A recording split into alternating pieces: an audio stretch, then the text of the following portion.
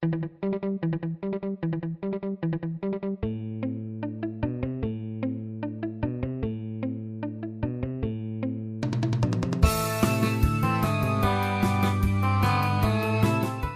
right, welcome back. Here we are, CaptainClipboard.com.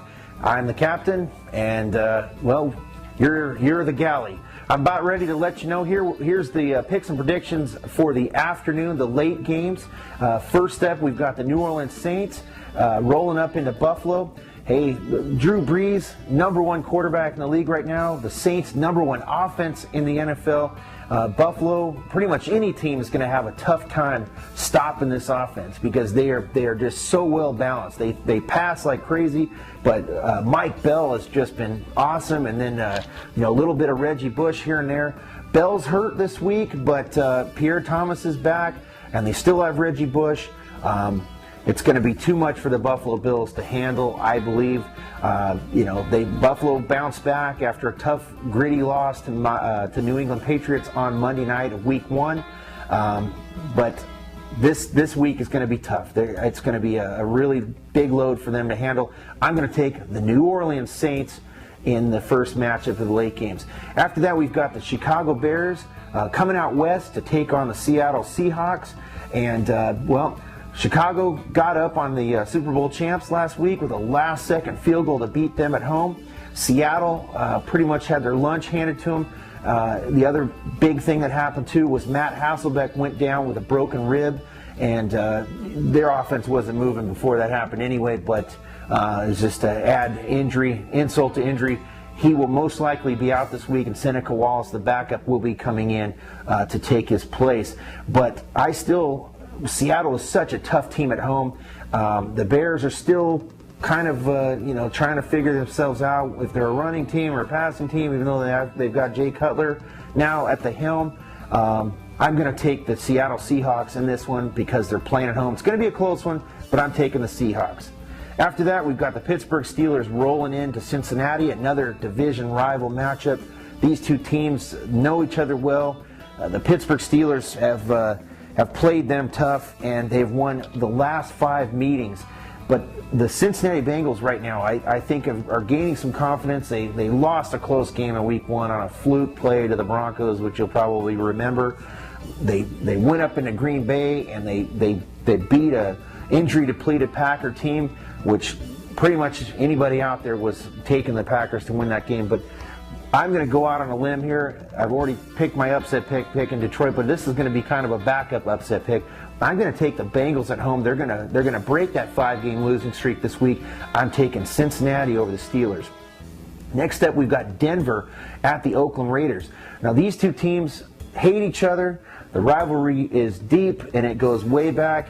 And they've had some really big games. They've either blown each other out, whether it's Denver blowing them out at home or the Raiders have been blowing them out at home. It's been a split series the last few years. Denver right now coming off a big win this past week. Kyle Orton was able to move the ball around, and they look pretty good.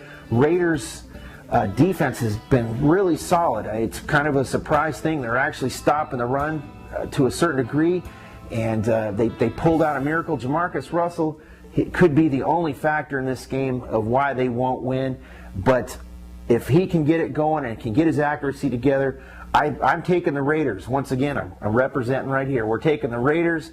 Got to go with my Pirates. We're taking the Raiders at home over the Broncos. Next up, we have Miami taking on the San Diego Chargers.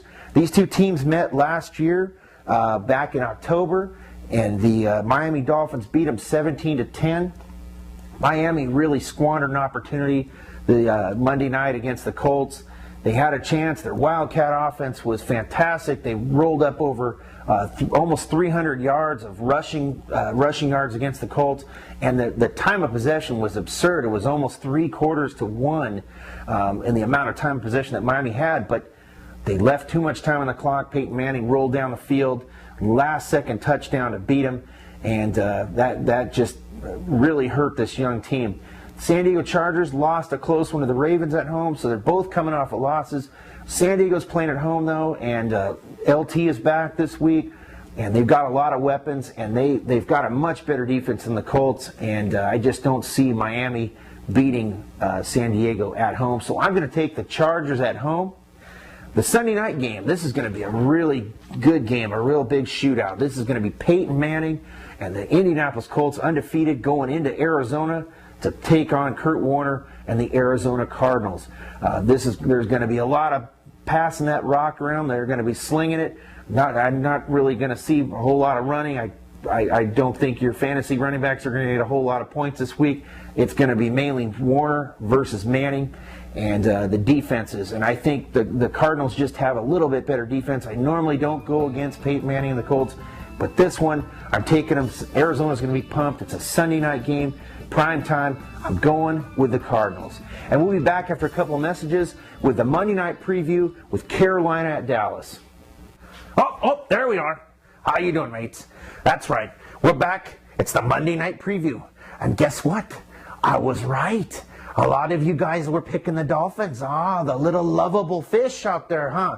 No, the gunslinger Peyton Manning shot him down. And exactly what I said he would do. He'd find one of his second or third string receivers to step up and make a big play. And that's what they did. They pulled off a big victory with not much time left for the running Wildcat Dolphins, huh?